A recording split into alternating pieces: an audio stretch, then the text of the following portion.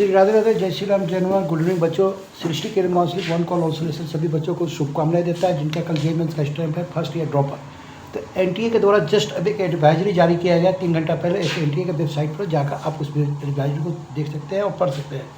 लेकिन हर बार की तरह इस बार में जो एनटीए ने एडवाइजरी जो जारी किया है उसमें मेन जो बातें कुछ पॉइंट मैं आपको अपने चैनल के माध्यम से बता रहा हूँ कि सबसे पहले लगभग 2.5 लाख बच्चे अपीयर होंगे कल एग्जाम में। 2.5 लाख एक शिफ्ट में इंडिया बच्चे एग्जाम देंगे, तो लगभग 1.35 लाख का शिफ्ट बाई शिफ्ट 2 शिफ्ट का एग्जाम है। तो 2.5 लाख दोनों शिफ्ट में और लगभग 1.35 का रेशियो में एनटीए ने बताया है कि फर्स्ट शिफ्ट के बच्चे एग्जाम देंगे कल। तो एग्ज़ाम का जो टाइम है 8:30 बजे जो है क्लोजिंग टाइम है, यानी गेट का क्लोज। तो पिछले साल की तरह ऐसे बहुत सारे बच्चे थे जो कि 1 मिनट लेट गए थे। तो एक क्या यहाँ 1 सेकेंड भी आप लेट जाते हैं तो आपको एंट्री नहीं मिलेगा।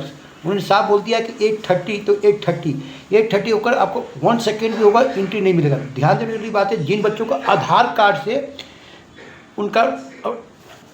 कार्ड से जो जनरेट बायोमेट्रिक जो जिनका है वो तो 1 घंटा पहले जाएगा। जिनका फिलअप नहीं हो पाया था उन कम से कम 1.5 घंटा पहले पहुँचे।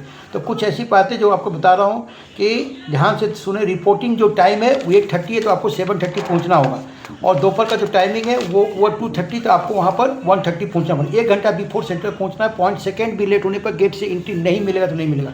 वैसे बच्चे जो कुछ रोग से ग्रसित है, जैसे डायबिटीज है या फिर उनको किसी तरह की बीमारी है, उस अवस्था में वो अपना मेडिसिन ले जा सकते हैं और साथ में कैरी कर सकते हैं। लेकिन हाँ, ऐसे वस्तु जैसे कि इलेक्ट्रॉनिक गैजेट हो गया, पेन जो लेना ऐसा पेन नहीं लेना जो पेन मैं आपको दिखा रहा हूँ, ये इस पेन को अलाउ नहीं है। पेन पारदर्शी होना चाहिए, यानी शीशा की तरह आर पार नजर होना चाहिए। ग्लास की जैसे पेन होना चाहिए। तो ऑलरेडी इंस्ट्रक्शन लिखा हुआ है, तो इस टाइप का पेन लेके नहीं जाना। दूसरी सबसे इंपॉर्टेंट बात, सीसीसी लाइन पर आपका एग्जाम है, यानी थोड़ा भी हरकत आप दाएं बाएं करते हैं तो आपको रेजिस्ट्रेशन एग्जाम हॉल से विकआउट कर दिया जाएगा, क्योंकि आप पर हर 1 सेकेंड का नज़र सीसीटीवी का होगा। एनटीए ने बता दिया है। तो जो भी टाइम है बच्चे अपने सिचुएशन का सुधार बताने की जरूरत नहीं है, लेकिन मैं बता रहा हूँ कि एनटीए ने अभी ने क्लियर कर दिया है जस्ट कि जो बच्चे एग्जाम हॉल में जाएंगे क्या ले जाए क्या न ले जाए।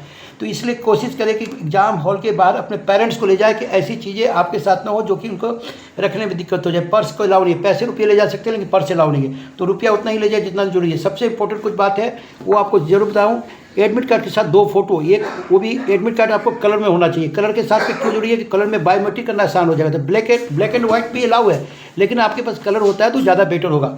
उसके बाद 2 फोटो होगा जो कि आप एक आई कार्ड पर चिपकाएंगे, दूसरा आपको अटेंडेंस सीट पर लगेगा जब आपका बायोमेट्रिक होगा।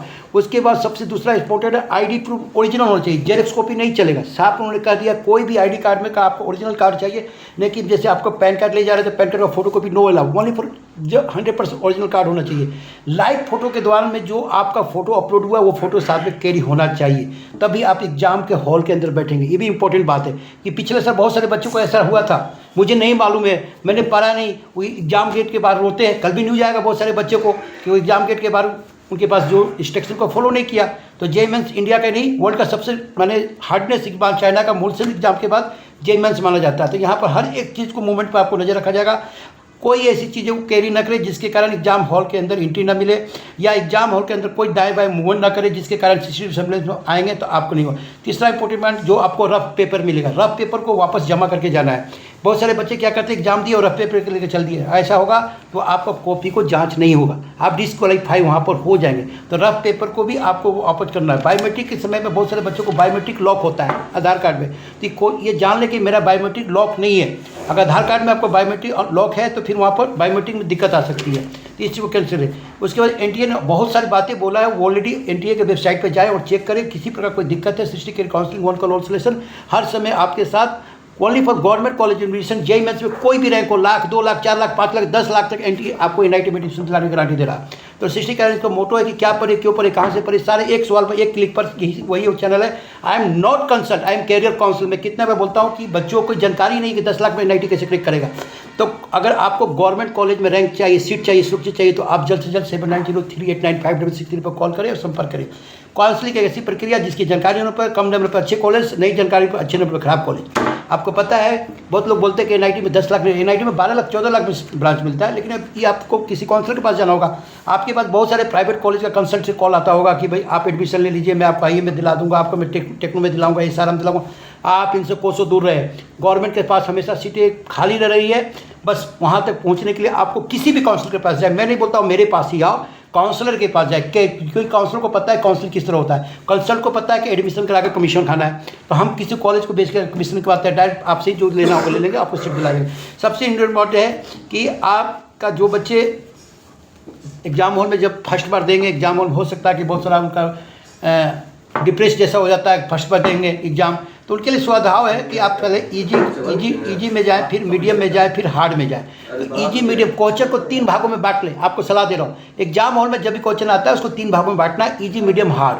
पहले इजी को बनाना है, फिर मीडियम, फिर हार्ड। फिर घबराना भी नहीं है कि यार 15 लाख बच्चे, 18,000 तो IIT की सीट है, तो निश्चित है कि 18 बच्चे आएंगे, क्या बाकी बच्चों का भविष्य नहीं है? सभी बच्चों का भविष्य है, बस शर्ते आपको घबराना नहीं है। यही नहीं तो कुछ और सही, ये नहीं तो कुछ और सही। ईश्वर ने अगर नीचे आपको आए धरती पर तो कुछ करने के लिए भेजे। बहुत सारे बच्चे को डिप्रेस हो जाता है, मुझे एडवांस क्लिक नहीं कर पाया, मुझे IIT नहीं मिला, तो इस अवसाद में चले जाते हैं। ऐसे बच्चों को मुझे काउंसलिंग करने का मौका मिला है। मैं झारखंड को टॉपर को भी काउंसलिंग किया हूँ।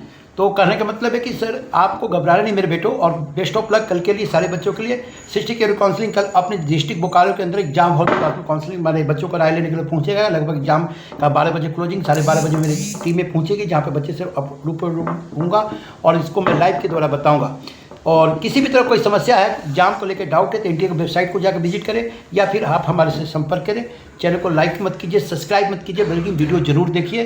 खासतौर से मैं फिर दोबारा बोलो, JEE मेंस में कोई भी रैंक हो, आपके पास 5 लाख, 10 लाख, 11 लाख, 12 लाख, आइए मेरे पास, मैं आपको गवर्नमेंट कॉलेज दिलाता हूँ। 110% काउंसलिंग के द्वारा स्टेट गवर्नमेंट कॉलेज है। काउंसलिंग का प्रक्रिया अलग अलग होता है, 30 राज्य, 30 राज्य के अलग काउंसलिंग है। काउंसलर को पता है कब किस कॉलेज में क्या वैकेंट है, क्या नहीं खाली है।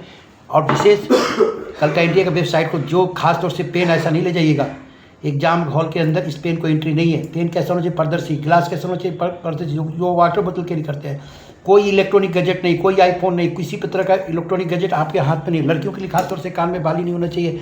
जो भी इंस्ट्रक्शन दिया हुआ है, जूता ऐसा नहीं पहनना है कि जो एक होता है कि हिल्स वाला जूता अलाउ नहीं करेगा, इसलिए कोशिश करें चप्पल पहन कर एग्जाम हॉल में जाने की, क्योंकि पता है कि इंस्ट्रक्शन बहुत ज़्यादा है। JEE मेंस का एग्जाम है, जहाँ से बच्चे छट के 2.5 लाख IIT में आएंगे कल से लेकर। उसके बाद आपको 21 से लेकर के ये एग्ज़ाम जो चलेंगे आपको 28 तक चलेंगे। उसके बाद